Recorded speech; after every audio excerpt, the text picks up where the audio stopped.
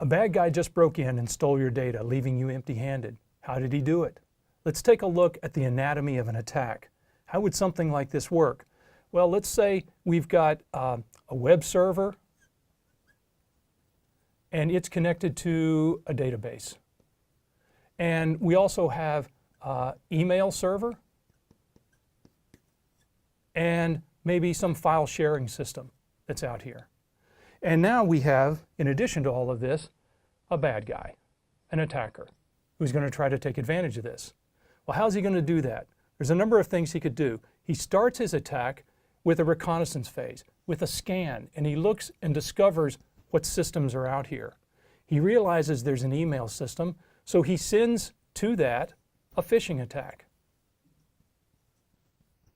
Phishing now is going to have an email with a link in it, and it's going to encourage this unsuspecting internal user to log in, and when they take a look at their email, they're going to see the email, click on the link. The link is going to tell them to log into this website to verify their details or accept an order or something like that, some ruse of that sort.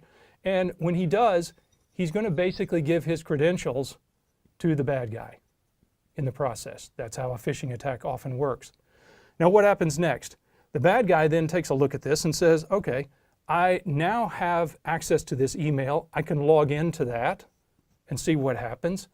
I also look and see that I discovered that there was this file server, and I'm going to see if I can use the credentials that he provided for me to log in to the file sharing system. On there, he discovers that this guy has stored his passwords in an unencrypted file, just a flat file, maybe an Excel spreadsheet, something like that, something that's convenient. He uses these credentials then to log in to the database back here that has the actual critical data. Up to this point, we haven't really dealt with anything all that sensitive. This is part of the critical operation of the organization.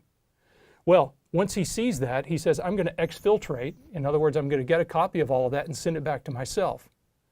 Then he does the final piece and destroys the data and leaves you empty-handed.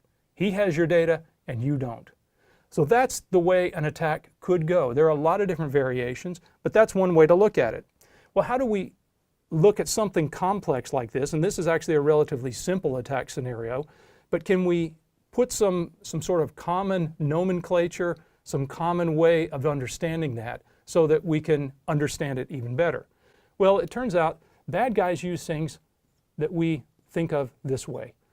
It's tactics, techniques, and procedures. Tactics are basically what they're trying to do.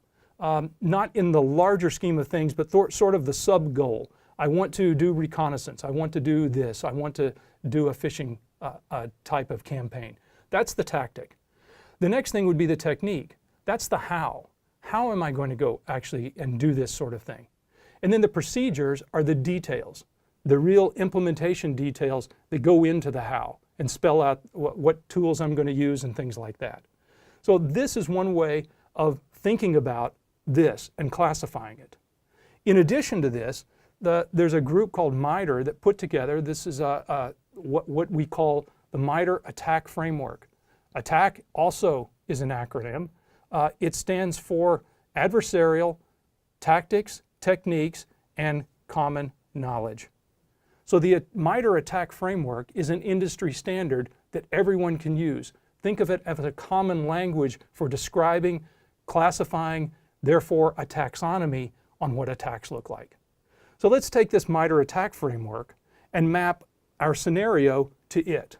So this is what the framework looks like. Now you can see there's a lot of stuff here, a lot of detail. You don't need to know all of these details, but this is how we classify all of these things. So there's a number of things that are going to happen. Let's take the scenario we went through and map it to attack. The first thing that happened then was a reconnaissance phase, a reconnaissance tactic. And under that, the technique that was used was active scanning. Remember, this guy went out and scanned and discovered the environment. Then he moved on to a different tactic of initial access with the phishing campaign and then using valid accounts to log in once he had gotten the credentials. The next thing he did was move to a different tactic with credential access. And credential access then allowed him to use these unsecured credentials that were down here on this file sharing system to log in to another system, which is an example of privilege escalation, yet another tactic, using a valid account. Now he's gone from a low level where he was an outside to a low level account to now a very sensitive account.